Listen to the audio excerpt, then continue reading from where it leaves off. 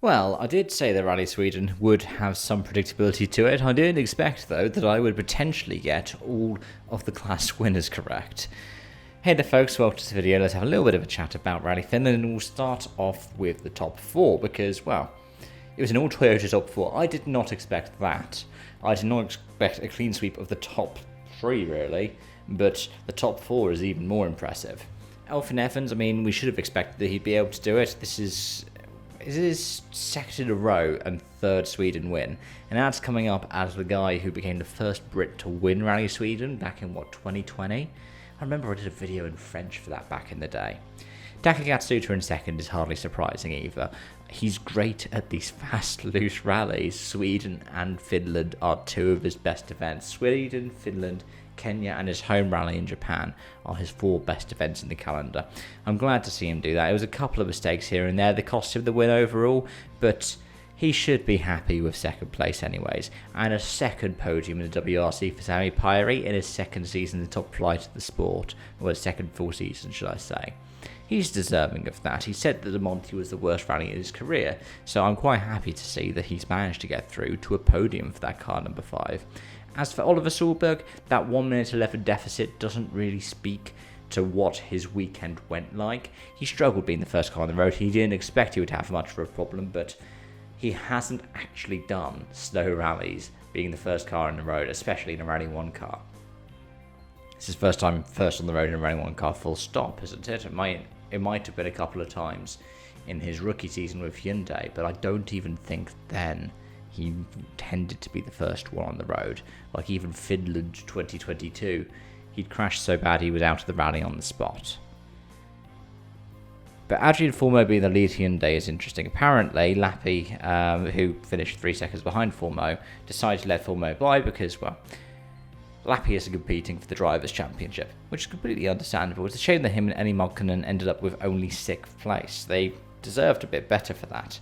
But it seemed like there were some struggles for pace. Maybe there was a couple of mistakes here and there for the Hyundai crews. The biggest one went the way of Thierry Neuville. What was it, a 1 minute penalty and a €1,500 fine for not fully reattaching his, was it his hands device for his helmet?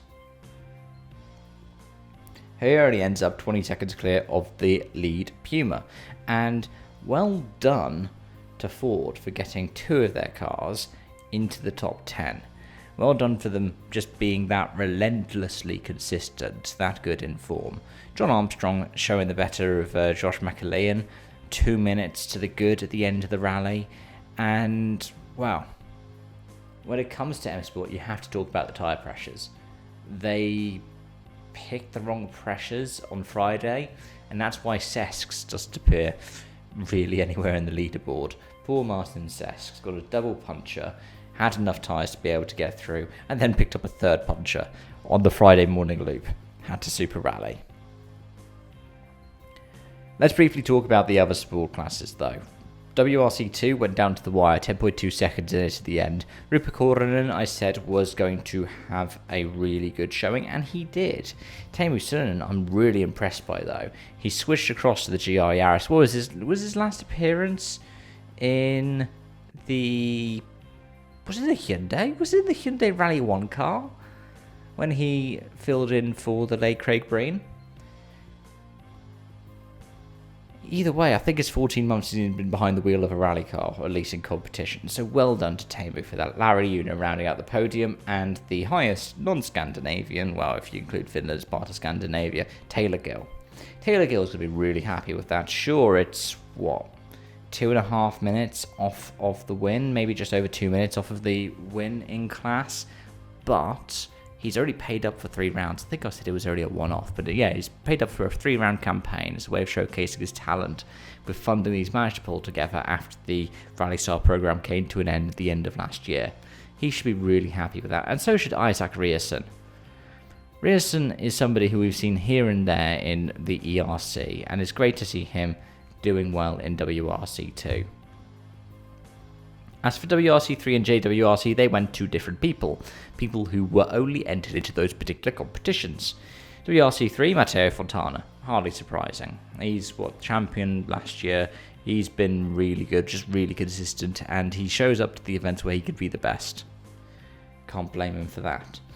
Meanwhile, the winner in the JWRC, also unsurprising, Kalle Karlberg in his JWRC debut. But if you saw that kid's pace in the ERC, both, the last 2 seasons really, last season when he did get the juniors and he sealed that quite nicely at the Barham despite not finishing, and then the tail end of the year beforehand when Mille Johansson was so dominant that he didn't show up for the final round. Was it the final round Keredigian he didn't show up for?